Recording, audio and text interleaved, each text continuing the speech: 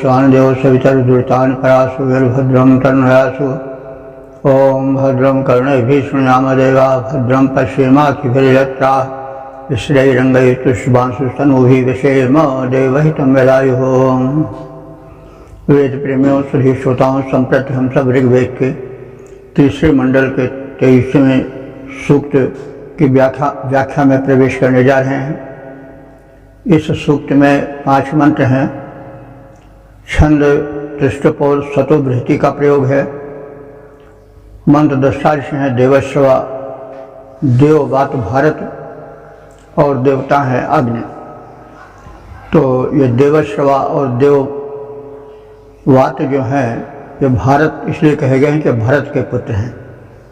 तो ये भरत, रामायण वाले भरत तो हो ही नहीं सकते हैं, ये ऋषिपुत्र कोई रहे होंगे। और देवश्रवा और देववात जिसे इनको भारत कहा गया है। तो ये दोनों भाई हैं और मंत्र दृष्टा हैं।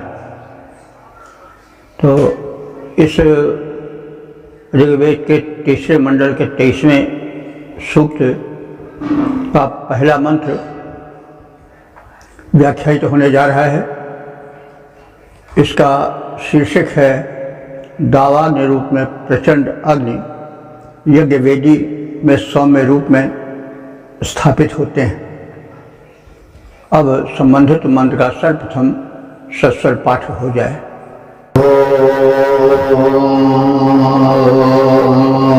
निर्मथितः सुधित आसदस्थेजुमा कविरद्धरस्य प्रणेता जोर्यत्स्वग्निरजरो वनेष्वत्रा दधे अमृतं जातवेदाः। इस पहले मंत्र में अग्नि देव के प्रचंड और सौम्य रूपों की झलक है। प्रचंड रूप में अग्नि दावानल रूप में दिख पड़ते हैं जब वे वनों को जलाते हुए चले जाते हैं। ये इनका प्रचंड रूप है।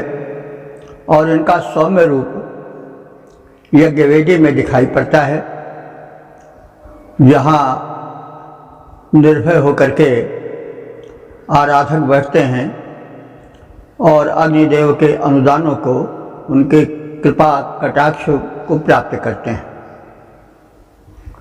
तो वे अग्निदेव जो कि इस समय निर्मथिता माने अरण्यों के मंथन से, रगल से उत्पन्न हुए हैं और सधस्थे अपने स्थान यज्ञवेदी में असुधितः सुस्थित हैं, स्थिर हो गए हैं। युवा अध्वरस्य प्रणेता, ये जो अग्निदेव हैं ये नित्य तरुण रहने वाले हैं, युवा हैं। और अध्वरस्य प्रणेता, अध्वर माने हिंसा रहित यज्ञ के प्रणेता हैं, नायक हैं। और कैसे हैं? कवि माने सृष्टा, आनंद प्रदाता, ज्ञानी आदि अर्थ में कवि का प्रयोग होता है। यद्यपि कविता आजकल कविता लिखने वाले को कहा जाता है, लेकिन वो भी कवि इसलिए कहा जाता है कि कम आनंदम वितरति कवि। वो अपने रचना द्वारा आनंद वितरण करता है अथवा सृजन करता है पात्रों का, भाव का। तो इसलिए वो कवि है, रूढ़ हो गया है। लेकिन इस ऋग्वेद में प्राय सभी स्थानों पर जो कवि शब्द का प्रयोग है वो आधुनिक कवि के प्रयोग से कुछ अलग है। वो ज्ञानी, सर्वद्रष्टा आदि के रूप में देखा गया है।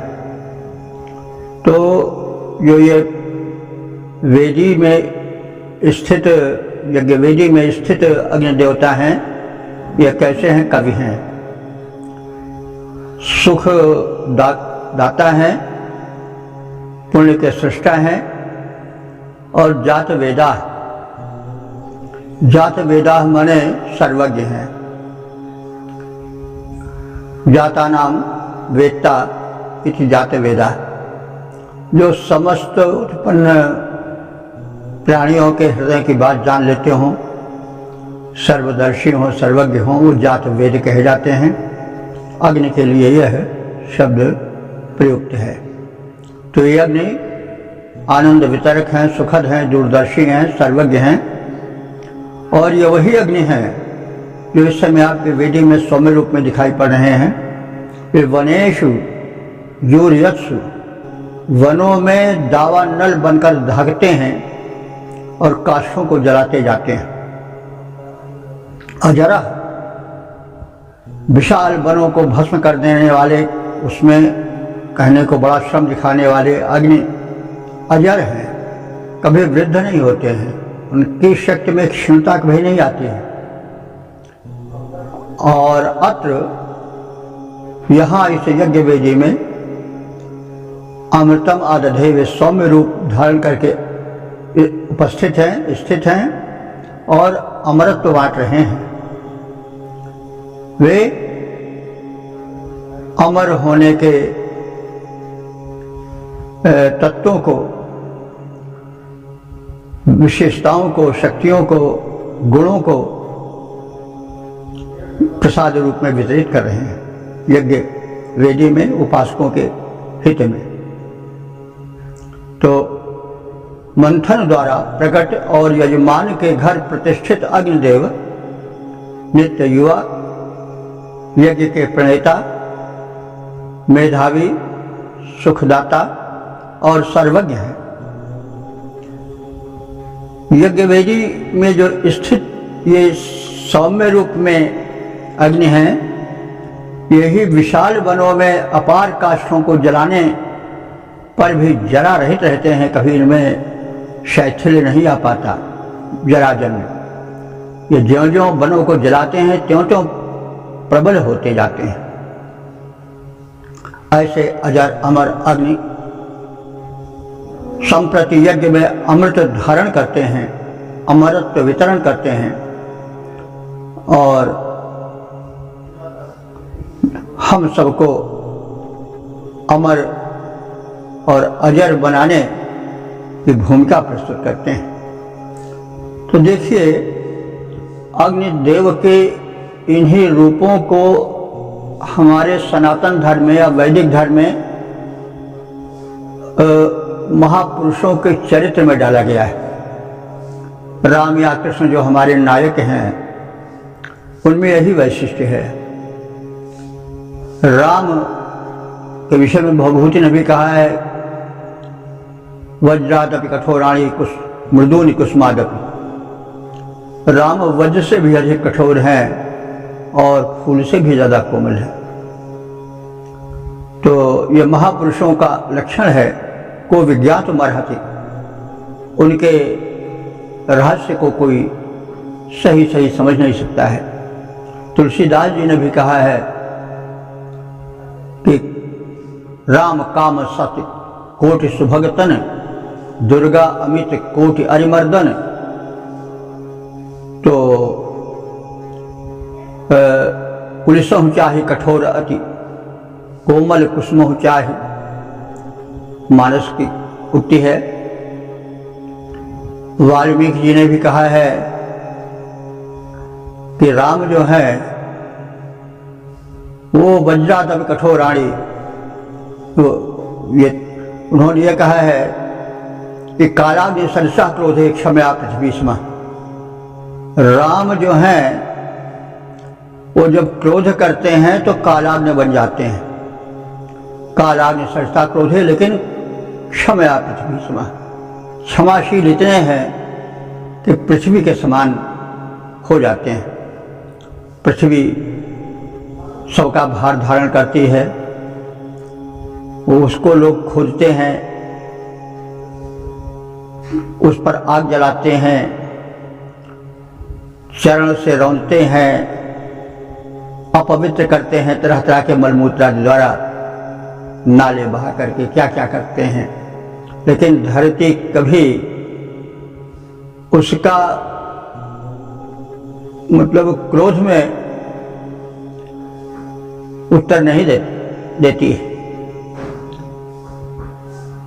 खोद तो काट कूट, खोद खाद धरती सहे, काट कूट बनराय, कुटिल वचन साधु सहे और तो सहा न जाए। तो पृथ्वी सहनशीलता की प्रतिमूर्ति है, इसीलिए उसे क्षमा भी कहा जाता है। सहज क्षमा बड़ छाड़ ही छोनी, तुलसीदास जी ने भी कहा है कि धरती में जो सहज क्षमाशीलता है वो भले छोड़ दे, वो भरत के प्रसंग में कहा गया है। लेकिन यह बताया गया कि सहज क्षमा बरु छाड़ ही छोनी। छोनी माने जो धरती है वो अपनी क्षमाशीलता को नहीं छोड़ती है, इसीलिए वो क्षमा रूपा है। तो कहने का यह मतलब है कि इस मंत्र द्वारा ऋषि ने बताया है कि अग्नि देवता यज्ञ वेदी में जितने सौम्य और ग्राह्य प्रतीत होते हैं, उतने ही दावाग्नि बनने पर उग्र हो जाते हैं, प्रचंड हो जाते हैं। फिर भी वे अपने उस क्रोध क्रिया में कभी थकते नहीं हैं। जितने आगे बढ़ते हैं जलाते हुए वनों को, उतने तीव्र होते जाते हैं। तो अग्नि की महत्ता का वर्णन है और संदेश है कि महापुरुषों का आचरण ऐसा ही होता है। वे क्षमाशील भी बहुत होते हैं और यदि दुष्टों के विरुद्ध उग्र हुए तो प्रचंडता का कोई आर पार ही नहीं है।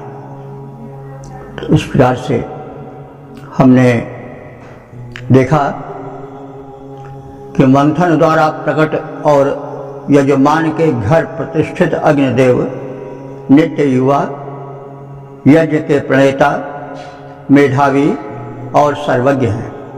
वे विशाल वनों में अपार काष्ठों को जलाने पर भी उस दहन क्रिया से कभी शिथिल नहीं होते, उनमें जरा का दोष नहीं आ पाता है।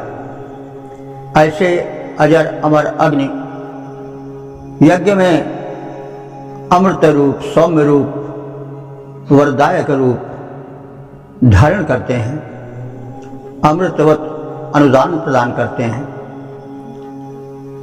और वे उपासकों को अजर अमर बनाते हैं। पद रूपांतरण है, मंथन से प्रकटित यजमानों के घर में पाते सुस्थान नित्य युवा। ये अग्निदेव मंथन से प्रकटित यजमानों के घर में पाते सुस्थान नित्य युवा, जो यज्ञ प्रणेता, मेधावी, सर्वज्ञ, सुजान, जरा रहित, दिखते जलाते, यद्यपि वे वनखंड अपार, ऐसे अग्नि यज्ञ में आते कर में अमृत कलश गोधार। ओम वेद प्रेमियों, सुधीर श्रोताओं, संप्रति हम सब ऋग्वेद के तीसरे मंडल के 23वें सूक्त के दूसरे मंत्र की व्याख्या में प्रवेश करने जा रहे हैं। मंत्र दृष्टा ऋषि हैं देवश्रवा, देववात भारत, देवता है अग्नि और छंद है त्रिष्टु। शीर्षक है अग्नि से धन वैभव प्राप्ति की प्रार्थना। अब संबंधित मंत्र का सर्वप्रथम सस्वर पाठ हो जाए।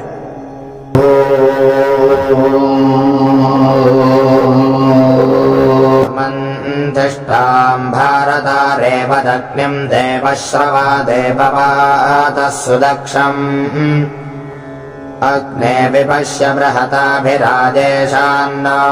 नेता भवता दनुद्योन। इस दूसरे मंत्र में ऋषि द्वय द्वारा अग्नि से अन्न धन वैभव प्राप्ति की प्रार्थना की गई है। ऋषि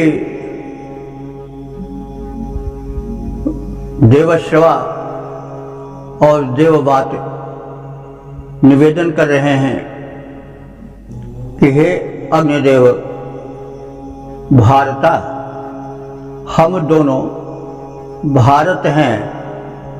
भारत माने भरत के पुत्र हैं। भरत कोई ऋषि थे या राजर्षि रहे होंगे। रामायण के भरत से कोई संबंध नहीं है। तो हम भरत के पुत्र देवश्रवा और देववात हैं, जो कि मंत्र के दृष्टा हैं। इन्होंने या हम दोनों ने सुदक्षम रेवतम अग्निम अमंथिष्टाम, हम दोनों ने अग्निम अमंथिष्टाम, अग्नि देवता को मंथन द्वारा प्रकट कर प्राप्त किया है। अरण्य मंथन से अग्नि यज्ञार्थ प्रकट की जाती है, यह हम सब जानते हैं। तो ऋषि कह रहे हैं कि हम दोनों भाई अग्नि देवता को अरण्य मंथन के माध्यम से प्राप्त किए हैं। कि अग्नि देवता कैसे हैं? सुदक्षम, सुशोभन है। रेवतम, सुशोभन और समर्थ को सुदक्ष कहा जाता है। सु उपसर्ग है, दक्ष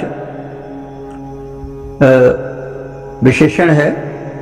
तो अग्निदेव सुशोभन है और दक्ष माने कार्य करने में सक्षम है। और कैसे हैं? रेवतम, रेवत कहते हैं संपत्ति को, समृद्धि को। और यह रेवत रई, और यह समृद्धि को प्रदान करने वाले हैं। तो ऐसे अग्निदेव को हम ऋषिद्वय ने मंथन के द्वारा प्रकट किया है।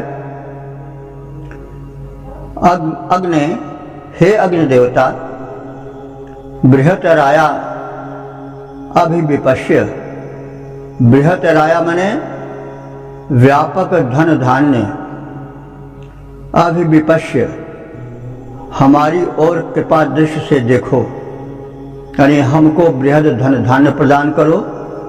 और अभिविपश्य माने हमारी ओर कृपा दृष्टि से देखो। अनुद्यून न ईशाम नेता भव तात, और अनुद्यून माने प्रतिदिन, दिनों दिन, न हम उपासकों के लिए ईशाम नेता, ईशाम माने ईश माने होता अन्न, और नेता माने निधात से नेता बना है। हम लोगों को दिनों दिन अन्न प्रदान करने वाले बनो। कोई दिन ऐसा न हो जहाँ हम अन्न से वंचित रह जाएं, क्योंकि अन्न ही तो प्राण है। अन्नमोहि प्राणम प्राणा, तो अन्न ही प्राण है।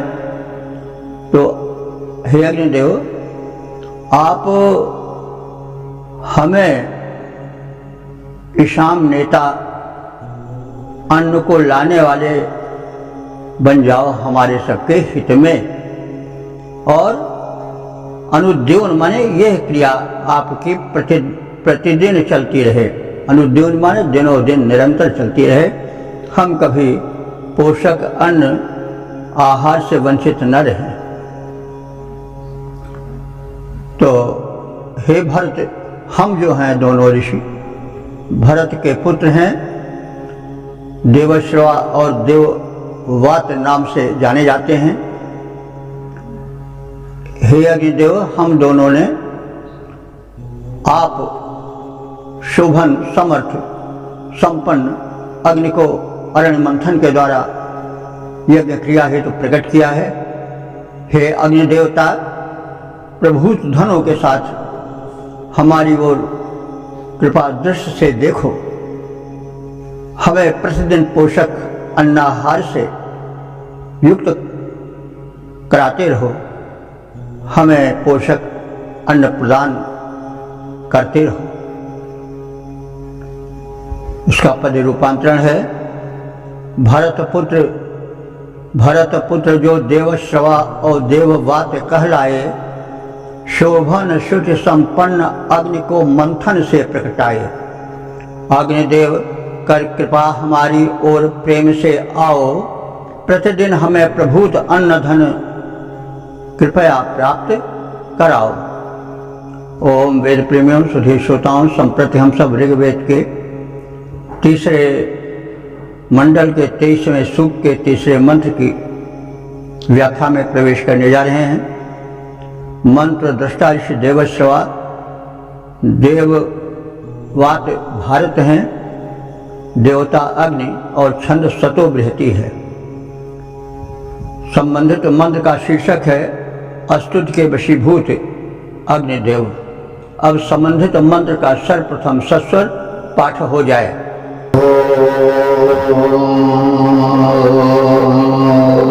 दशक्षिपः पूर्व्यं से भजे जनन् सुजातं मातृषः प्रजाम् अग्निं स्तुहिदैव पातं देवश्रवो योजनानावसद्वशे।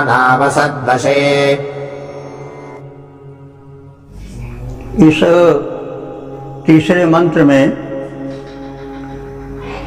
10 अंगुलियों से प्रयास करने के पश्चात मंथन से उत्पन्न अग्निदेव की स्तुति करने का प्रस्ताव है। मंत्र दृष्टा ऋषि 2 भाई हैं, देवश्रवा और देववात, जो भरत के पुत्र हैं। तो देववात देवश्रवा से कहते हैं कि हे देवश्रवा, 10 क्षिपा पूर्वम अजी जनन।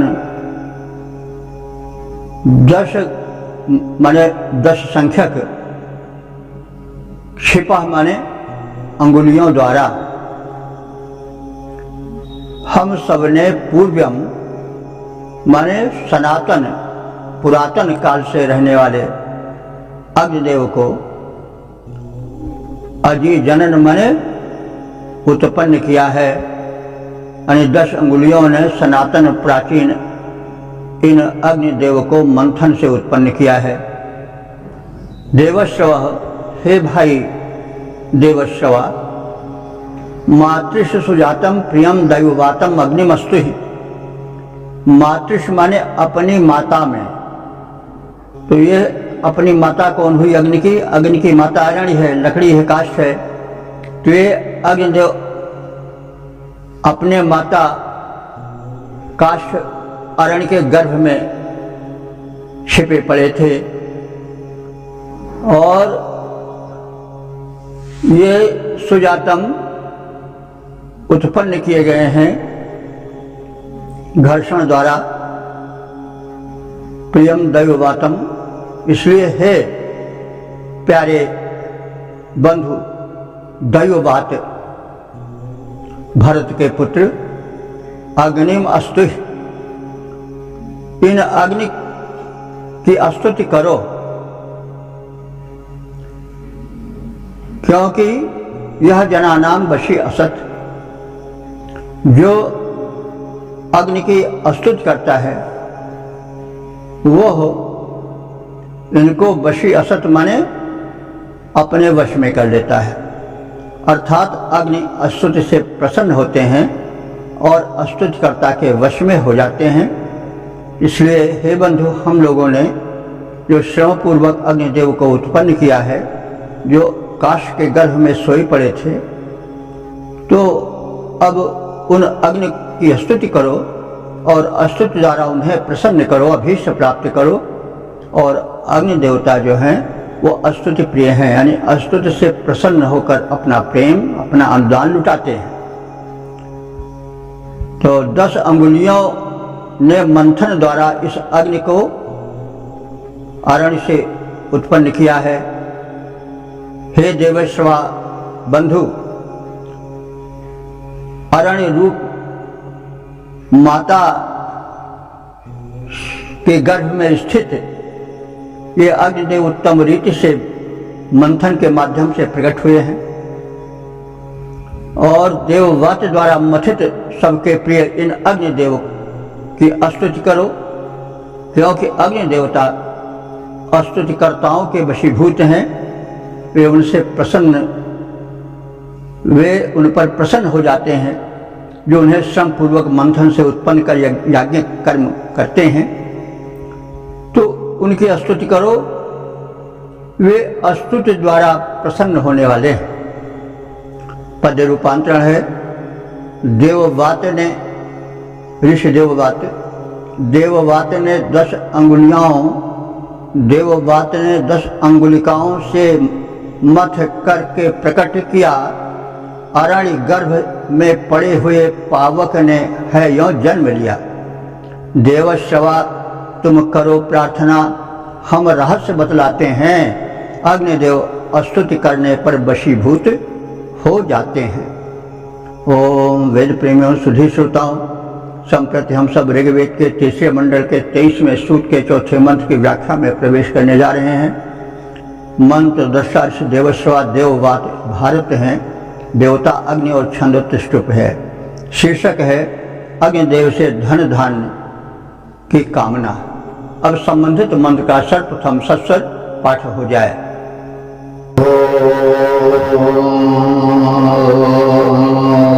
नित्वा दधेवरा पृथिव्या इळाजास्पदे सुदिनत्वे अह्नाम् दृषद्वत्यां मानुष आपजाजां सरस्वत्यां प्रेवदग्ने दिदेहे।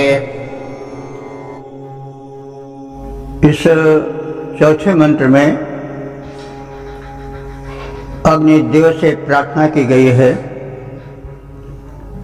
कि हम नदी के तट पर बेदी में आपकी स्थापना कर रहे हैं और आप हम अग्नि के स्थापना करने वाले, आहुति द्वारा अग्नि को प्रसन्न करने वाले, हव्य प्रदान करने वाले, स्तुति करने वाले तुम्हारे अनुदान को पाएं और इस नदी तट पर निवासी सभी लोग कल्याण से रहें, धन धान्य अन्न वैभव से परिपूर्ण रहें। तो प्राचीन काल में नदियों के किनारे ही यज्ञ आदि होते थे, चिंतन मनन होते थे, क्योंकि वो वातावरण ज़्यादा सुख सुविधापूर्ण था। नदियों में स्नान, जल आदि क्रियाएँ जो होती थीं उनकी सुविधा अधिक रहती थी, इसलिए यज्ञ कर्म प्राय नदी के किनारे ही होते थे। तो अब प्रार्थना करते हुए ऋषि कह रहे हैं कि अग्ने, हे अग्निदेव, इडायाः पृथिव्याः, इडा धरती को, पृथ्वी को भी कहते हैं और इडा अन्न को भी कहते हैं, या अन्नदात्री को भी कहा जाता है। हो सकता है कि इडा का ही रूप बाद में लक्ष्मी रूप में विकसित हुआ हो। तो इडायाः माने अन्न प्रदात्री, पृथिव्याः माने पृथ्वी के वरे पदे श्रेष्ठ स्थान में, अह्नाम सुदिनत्वे उत्तम दिन के शोभन समय में, शुभ क्षणों में, आनिदधे, हे अग्निदेव, हम तुमको विशेष रूप से यज्ञवेदी में स्थापित कर रहे हैं। अब तुम दृषद्वत्याम, दृषद्वती नदी में मानुषे, मनुष्यों के लिए, आपयायाम, आपया नदी में, और सरस्वत्याम माने सरस्वती नदी में, यानी आपया नदी में, सरस्वती नदी में, दृषद्वती नदी में और उनके तटवासी मनुष्यों नदी में जो उपयोग यानी स्नान आदि करते हैं, भजन तप त्याग यज्ञ करते हैं, और जो इन नदियों के तटवासी हैं उन पर आप कृपा करें। और रेवत दिदीह, रेवत माने धन समृद्धि, दिदीह माने प्रदान करें, और एतदर्थ दिदीह माने प्रदीप्त हो जाएं। तो इन नदियों के किनारे पर बनी हुई यज्ञवेदी में आप प्रज्वलित हो रहे हो, यहाँ प्रदीप्त हो जाओ और इन तटवासी अग्नि उपासकों के, यज्ञ कर्म करने वालों के, निवासियों के तुम दुख दारिद्र्य हरो और उन्हें सुख समृद्धि से युक्त करो। तो हे अग्निदेव, हम ईड़ा रूपी यानी अन्नदात्री पृथ्वी की उत्कृष्ट गोद में उत्तम दिन में शुभ समय में श्रेष्ठतम क्षणों में तुम्हें विशेष रूप से स्थापित कर रहे हैं। तुम द्वैषद्वती नदी, आपया नदी और सरस्वती नदी के तट पर बसे मनुष्यों के और अपने उपासकों के घरों में धन धान्य भरपूर भर दो और उनसे उनको दीप्तिमान कर दो। तो अब जरा थोड़ा नदियों का हम परिचय प्राप्त कर लें। द्विषद्वती नदी जो है वो राजस्थान में बहने वाली नदी का नाम है। वर्तमान समय में यह नदी लुप्त हो गई है। इसमें केवल रेत रेत रह गई है, बालुकामय हो गई है, इसका स्रोत समाप्त हो गया है, जलधारा नहीं रह गई। यह राजस्थान में बहने वाली नदी है, लेकिन वर्तमान समय में बालुका ढेर है, इसमें धारा का अभाव है। और आपया नदी कुरुक्षेत्र में उस प्रदेश को छूकर बहती थी, वो भी इस समय सूख गई है, बालुका मात्र रह गई है और धारा नहीं है।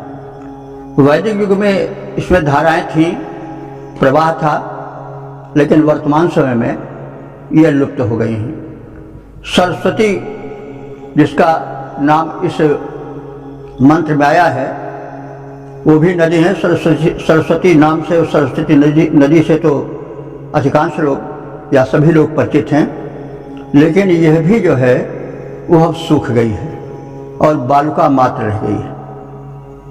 तो ये नदियां वर्तमान में जल रहित बालुकामय हो गई हैं। तो जिस समय ये मंत्र देखा गया, इसकी रचना हुई, उस समय नदियां धारा युक्त थीं, इनमें प्रचुर जल प्रवाह था। तो ये नदियां लुप्त होती रहती, तमाम ऐसी नदी मिलेंगी, भारतवर्ष में भी हैं, राजस्थान में खास तौर से जो उधर नदियां थी वो पहले प्रवाहित थीं और पहले वो सूखा मरुस्थल नहीं था, बाद में नदियां सूख गई। नदियों के सूखने का कारण यह है कि कोई हिमालय का बहुत बड़ा पाषाण खंड टूटकर गिर पड़ा और धारा रुद्ध हो गई, इधर उधर बिखर गई धारा, और जो उसका मुख्य स्रोत था वह सूख गया। और परिणाम हुआ कि जब वो भूखंड पर आई हिमालय की गोद छोड़ करके, तो जल विहीन हो गई और बालुका में बन गई। तो ऐसे तमाम नदियां हैं। सरस्वती नदी भी ऐसे ही है। सरस्वती नदी जो है वो राजस्थान और कुरुक्षेत्र को छूती हुई चलती थी, और इसके विषय में वैज्ञानिकों का मत है कोई बड़ा भारी शिलाखंड पहाड़ ही टूट पड़ा और धारा के बीच में आ गया, और फिर धारा बट गई, बिखर गई, और जो मूल स्रोत था धारा का, मुख्य धारा थी, वो सूख गई और बालू बालू वहाँ रह गई। तो कहीं पर हमने प्रामाणिक रूप से देखा या सुना है किसी ज्ञानी के मुख से, और कहते सुना, संभवतः दूरदर्शन पर भी कभी यह आया था, जहाँ हमने देखा था। तो लोग कह रहे थे कि सरस्वती नदी की धारा में हिमालय पर भी कोई बड़ा भारी भूखंड गिर पड़ा, पाषाण टूट पड़ा और धारा बट गई। तो जो कुछ दूर पर बह रही गंगा की धारा थी और जो यमुना की धारा थी उसमें पानी छिटक करके बह गया, तो वही से सरस्वती का इसी रूप में मेल सरस्वती नदी का गंगा यमुना में माना जाता है, क्योंकि वो धारा विभक्त होकर के कुछ दूर पर प्रवाहित होकर के यमुना में और कुछ दूर जाकर के गंगा में मिल गई और वही संगम है। वैसे अगर हम संगम में जाएं इलाहाबाद में या प्रयागराज में, तो वहाँ गंगा यमुना का मेल तो दिखाई पड़ता है। एक स्थान ऐसा है कि जहाँ पर गंगा का श्वेत जल और यमुना का कुछ काला जल, कृष्ण जल मिलता हुआ दिखाई पड़ता है स्पष्ट रूप से। इसको हमने अपने नेत्रों से देखा है, नाव से जाना पड़ता है। जहाँ गंगा और यमुना के जल का विभेद हो जाता है। तुलसीदास जी ने इसी को लिखा है कि सोहै सीता सित को मिलबो तुलसी लखके ही हेर हिलोरे, और मानो हरे तिन चारु चरे बगरे सुरधेनु के धौल कलोरे। उन्होंने अपने काव्यमयी भाषा में कहा है कि प्रयागराज में त्रिवेणी में सरस्वती का तो मिलन नहीं दिखाई पड़ता, लेकिन गंगा यमुना का मिलन प्रतीत होता है। यमुना का कृष्णवर्णी जल, हरित जल और गंगा का श्वेत जल जब मिलता है तो लहरों में वो खिलता हुआ ऐसा प्रतीत होता है कि मानो हरे तिन चारु चरे बगरे सुरधेनु के धौल कलोरे, मानो कामधेनु के सफेद रंग के कलोरे माने बछड़े हरे हरे तृण को चर रहे हों। तो हरा तृण क्या हो गया, श्याम रंग होने से यमुना का जल हो गया, और लहरों में उछलता हुआ जल जो है वो सफ़ेद रंग का बछड़ा हो गया, क्योंकि गंगा का जल सफ़ेद है। तो लहरों में उछलता हुआ वो जल चल रहा है, गंगा का भी और यमुना का भी। तो ऐसा प्रतीत होता है कि मानो जो यमुना का जल हो वो हरा तृण हो और जो गंगा का जल है वो श्वेत बछड़ा हो। तो दोनों को सोहे सीता सित को मिल गो तुलसी हुलसे ही हेर हिलोरे, मानो हरे तिन चारु चरे बगरे सुरधेनु के धौल कलोरे। मानो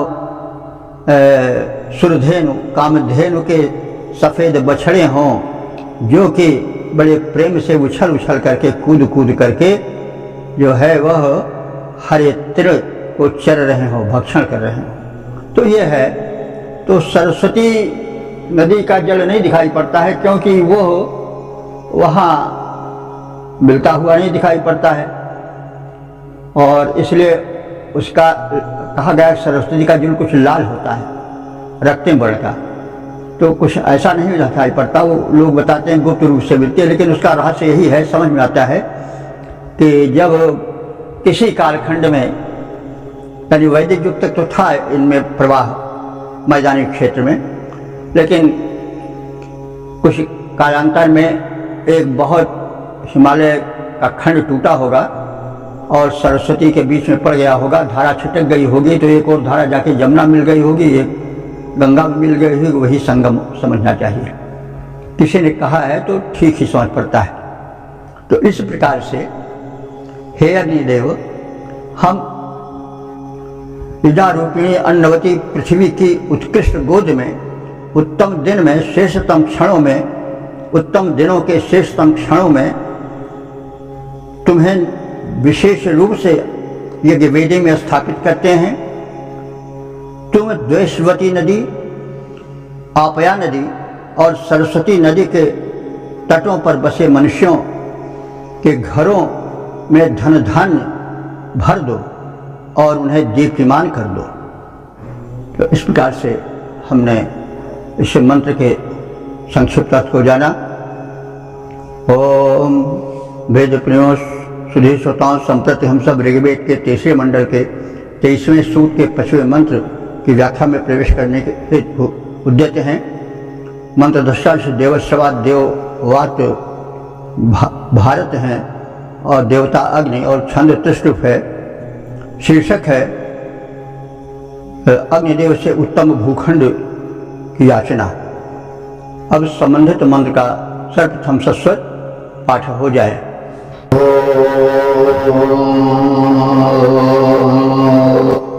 इळामग्ने पुरदं सनिङ्गो शश्वत्तमं हवमानाय साधा स्यान्नः सोनुस्तनजो विजावाग्ने साते सुमतिर्भो तस्मै।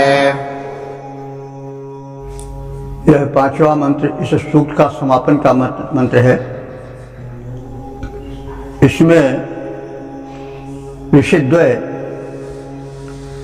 यह अग्निदेव से प्रार्थना करते हैं कि उन्हें वे उत्तम भूखंड प्रदान करें जहाँ उनके गोधन विकसित हो सकें और उनकी वंश परंपरा जहाँ सुख से रह सके और विकास को प्राप्त कर सके, धन धान से पूर्ण हो सके। तो यह कामना की गई है। प्रार्थना करता हुआ ऋषि कह रहा है, अग्नि, हे अग्निदेव, हवमानाय, हम सब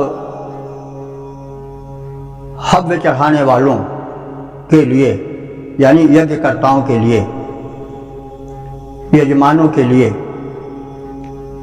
तुम शश्वतमं पुरुदंसम गोसनिम इडाम धे। एतादृशीम इडाम, इडाम माने भूखंड, धरती, हमको ईदशी इडाम दे, ऐसी भूमि दो या ऐसा भूखंड दो जो गोसनिम, गो माने गायों के, सनिम माने विकास का हेतु बने। यानी जिस भूखंड में रह करके गायें विकसित हो सकें, उन्हें पर्याप्त तृण आदि प्राप्त हो सकें, हरियाली प्राप्त हो सके और चिरकाल तक यह क्रम चलता रहे और वो भूखंड टिकाऊ हो, बाढ़ आदि से ग्रस्त होकर के छिन्न भिन्न हो जाने वाला न हो और परम उपयोगी हो। ऐसे भूखंड को हमें दो जहाँ की हमारे गायें विकसित हों और न सूनु, हमारे पुत्र भी विकसित हों और तनया, उन पुत्रों के पुत्र भी विकसित हों, विकास करें। हे अग्निदेव, इसके साथ ही साथ हम सा माने उस, ते माने तुम्हारी, सुमति माने सुमति को भी चाहते हैं। तो साते सुमति ही अस्मे भूत, इस प्रकार के दाता हे अग्निदेव, तुम हमें अपनी जैसी सद्बुद्धि दो, सुमति दो, क्योंकि सुमति बड़ी आवश्यक है। जहाँ सुमति तहाँ संपत्ति नाना और जहाँ कुमति तहाँ विपत्ति निदाना। जहाँ सुमति रहती है, संगठन रहता है, सन्मत रहती है, सद्विचार रहते हैं, वहाँ विकास होता है, संपत्तियाँ आती हैं। और जहाँ दुर्मत पैदा हो जाती है, दुर्बुद्ध पैदा हो जाती है, वहाँ समझ लो कि दुख दारिद्र्य ने अपना डेरा डाल दिया है। तो इसलिए ऋषि दूरदर्शी है, वो कह रहे हैं कि आप हमें अपनी जैसी परोपकारिणी और उत्तम उद्योगी तेजस्वी बुद्धि भी दो, ताकि हम जो प्राप्ति किए हैं, जो सुख समृद्धियाँ आपने हमको दी है, जिसे हेतु हम प्रार्थना कर रहे हैं, वो सुरक्षित रह सके। वो सुरक्षित तभी रह सकेगा जबकि तुम्हारी जैसी तेजस्वी और परोपकारिणी बुद्धि हमें मिले। नहीं तो फिर वो सुख समृद्धि मिलने वाली जो है वो न मिलने के बराबर ही हो जाएगी। तो इसलिए इसमें जो है वह ऋषि सद्बुद्धि की भी कामना करता है और अग्नि जैसी परोपकारिणी बुद्धि की कामना करता है। तो यज्ञ कर्म करने वालों पर ऐसी कृपा दृष्टि दौड़ाएं, हे अग्नि देवता। यज्ञ कर्म करने वालों पर ऐसी कृपा दृष्टि दौड़ाएं, उत्तम उपयोगी उपजाऊ भूमिखंड को वे सब पाएं। गोपालन हो सके जहाँ पर पुत्र पौत्र निज वंश बढ़ाएं। अग्नि देवता तुम जैसी सद्बुद्धि तुम्हारे सेवक पाएं। तो इस प्रकार से हमने इस समापन वाले मंत्र का गूढ़ ज्ञान प्राप्त किया। हमारे यहाँ धन पाना चाहिए, धन हेतु प्रयास करना चाहिए, प्रार्थना करनी चाहिए, लेकिन उसके साथ साथ सद्बुद्धि सुमति सन्मति भी आवश्यक है। इसलिए इस समापन के मंत्र में ऋषि ने कहा है कि हमें धन धान्य आप दो, उत्तम भूखंड दो, लेकिन साथ ही साथ सन्मति दो, सुबुद्धि दो, संगठन की बुद्धि दो। तो इस प्रकार से हमने मंत्र के विषय में संक्षिप्त परिचय प्राप्त किया। अब थोड़ा सा जो हम इस व्याख्या की यात्रा में देख चुके हैं, कह सुन चुके हैं, उस पर संक्षिप्त ज्ञान प्राप्त करें। तो यह है जो सूक्त था, वो ऋग्वेद के तीसरे मंडल का 23वां सूक्त था। इसमें कुल 5 मंत्र थे। मंत्र दृष्टा जैसा कहा गया है, देवस्वा देववाद भारत थे, देवता अग्नि, छंद त्रिष्टुप और सतोबृहति का प्रयोग हुआ है इस सूक्त में। और अब तक जो कुल मंत्र व्याख्यायित हो चुके हैं उनकी संख्या हो चुकी है 2637। अब अत्यंत संक्षेप में हम इस सद्य व्याख्यायित सूत्र के विषय में जान लें। इस सूक्त में अग्नि देव का यज्ञ में आवाहन किया गया है और उनके उग्र रूप के साथ साथ उनके जो सौम्य रूप है उसका भी चित्रण किया गया है। अग्नि देवता वे हैं जो वेदी में बड़े सौम्य दिखाई देते हैं, यज्ञ स्थल पर कृपालु होकर आते हैं, लेकिन वे जब बनखंड जलाने लगते हैं, दावाग्नि बन जाते हैं तो बड़े विकराल बन जाते हैं। उनको थकान का अनुभव ही नहीं होता, उनमें शिथिलता, जरा जन शिथिलता आती दिखाई नहीं पड़ती। ये महापुरुषों का स्वभाव है, जैसा कहा गया है व्याख्या के प्रसंग में कि वे बड़े कोमल भी होते हैं और बड़े कठोर भी होते हैं। तो इस प्रकार से अग्नि का परिचय दिया गया है। और जैसे सभी सूक्तों में संबंधित देवता का गुणगान किया जाता है, उसके गुणधर्मों का कथन किया जाता है, उनसे सुख शांति धन वैभव समृद्धि की प्राप्ति की कामना की जाती है, वैसे इस सूक्त में भी है।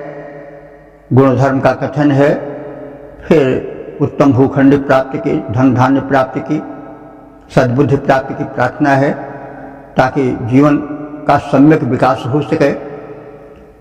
जीवन के लिए धन भी आवश्यक है, लेकिन सद्विचार सन्मति सुबुद्धि भी परमावश्यक है। तो इस प्रकार से जो मंत्र है वो प्रार्थना युक्त है, संदेश युक्त है, और हम सब सौभाग्यशाली हैं जो वेद भगवान की कृपा दृष्टि के कारण यह शुभ अवसर पा रहे हैं। हमें वो प्रभु शक्ति दे रहा है व्याख्या की यथाशक्ति हम प्रयास कर रहे हैं, और आप सब में श्रवण की उत्कंठा, लालसा, जिज्ञासा प्रदान कर रहा है। तो हम कृतज्ञता व्यक्त करते हुए अब अपनी वाणी को विराम देते हैं। ओम सर्वे भवन्तु सुखिनः, सर्वे सन्तु निरामयाः, सर्वे भद्राणि पश्यन्तु, मा कश्चित् दुःख भाग् भवेत्।